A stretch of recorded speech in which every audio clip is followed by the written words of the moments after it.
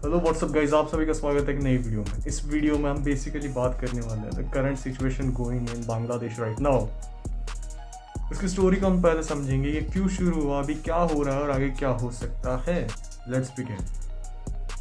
ये सब कुछ शुरू होता है 1971, the liberation war of Bangladesh.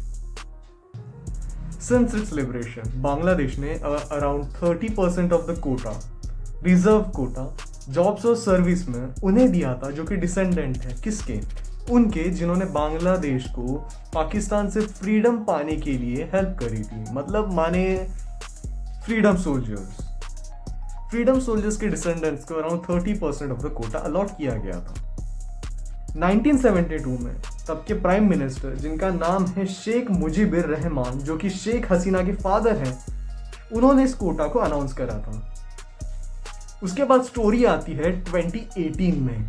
हसीना शेख, जो कि तब की प्राइम मिनिस्टर और अभी की भी प्राइम मिनिस्टर रहती थी लेकिन अब नहीं है, उन्होंने इस बात पे एग्री करा कि ये सारे रिजर्वेशंस को हटा देंगे और सबको एक इक्वल लॉ देंगे, सबको इक्वल चांस मिलेगा। लेकिन बांग्लादेश के हाई कोर्ट ने वो डिसीजन को नलीफाई कर दिया, मतलब माने डिक्लाइन कर दिया। 30% से लेकर उस कोटा की रेंज को बढ़ाकर 56% तक कर दिया गया, जो कि एक डेमोक्रेटिक कंट्री के लिए बहुत ही अनइक्वल साउंड करता है। अब कोर्ट के इस डिसीजन के बाद स्टूडेंट्स ने प्रोटेस्ट करना चालू कर दिया। अब स्टूडेंट्स का क्वेश्चन ये था कि फ्रीडम फाइटर्स ने वॉर लड़ी, बहुत अच्छी बात है, लेकिन उनके थर्ड जनरेशन को भी ये रिजर्वेशन क्यों मिल रहा है? It sounds pretty logical.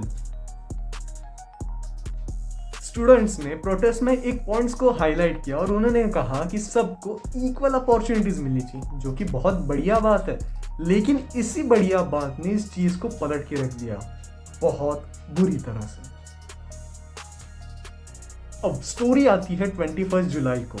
21 जुलाई को सुप्रीम कोर्ट ऑफ बांग्लादेश ने अनाउंस कर दिया कि जो रिजर्वेशन पहले 30% था, बाद में 56% पर आया और अब उसको घटाकर 7% पर कर दिया है। 7% for specific groups including the relatives of veterans and others. अब जब ये सुप्रीम कोर्ट का डिसीजन आया तो गवर्नमेंट ने इसे भली भांति एक्सेप्ट कर लिया, लेकिन जो प्रोटेस्ट कर रहे थे उन्होंने इस चीज को एक्सेप्ट नहीं करा।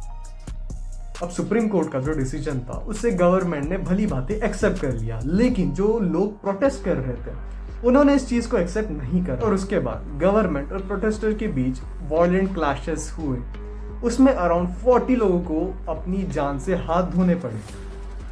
इस बीच प्रोटेस्टर्स और गवर्नमेंट के बीच जब क्लैशेस हो रहे थे तब हसीना शेख को एज अ डिक्टेटर भी बोला गया। अब ये थोड़ा सा रॉन्ग साउंड करता है, क्योंकि जो प्राइम मिनिस्टर आपको 25 ईयर से सर्व कर रहे थे और अगर देश की जनता उन्हें अचानक से डिक्टेटर कहने लगी तो इसमें कोई हैरानी वाली बात नहीं है।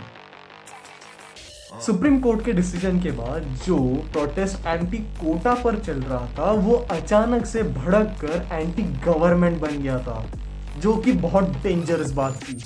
अब प्रोटेस्ट इस हद तक बढ़ गया था कि सब मांग कर रहे थे कि हसीना शेख को रिजाइन कर देना चाहिए और पीएम नहीं रहना चाहिए। अब इस दौरान फिर से जब वायलेंस कंटिन्यू रहा तो इसमें अराउंड 200 लोगों की मौत हो गई, जो कि एक बहुत बड़ा नंबर है दोस्तों। पहले 40, this 200 and that's gonna be add on more।